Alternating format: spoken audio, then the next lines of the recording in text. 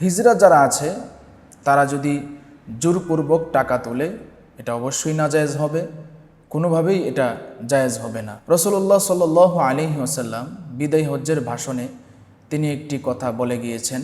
রাসূলুল্লাহ সাল্লাল্লাহু আলাইহি ওয়াসাল্লাম বলেছেন, আলা লা তাযলিমু, আলা লা তাযলিমু, আলা লা তাযলিমু, ইন্নাহু লা ইয়াহিল্লু মালু মরিইন ইল্লা বিতিবি নাফসিম মিন।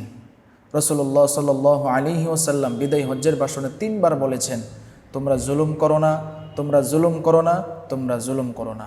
জেনে রাখো যে অন্যের মাল জোরপূর্বক নেওয়া এটা কোনো সময়ই হালাল নয়।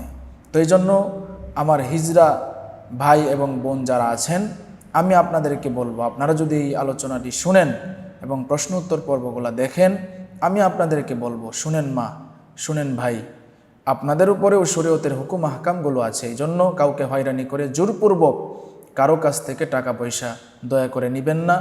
আপনারা যদি সমস্যায় পড়েন তাহলে আপনাদের কাছাকাছি যারা প্রতিনিধি আছে কিংবা সমাজ সেবক আছে কিংবা এলাকার যারা মুরব্বী আছে, এলাকার দায়িত্বে যারা আছে তাদেরকে বলুন কিংবা সরকারের কাছে আবেদন করুন। কিন্তু কোনো মানুষকে হয়রানি করে, কোনো মানুষকে বিয়ার গাড়ি আটকিয়ে ট্রেনে বাসে হয়রানি করে মানুষের কাছ থেকে টাকা নেবেন না। আপনাদের কিন্তু জোরপূর্বক টাকা নিলে এই টাকাটা হালাল হবে না এবং আল্লাহর কাছে আপনাকে জবাব দিতে হবে।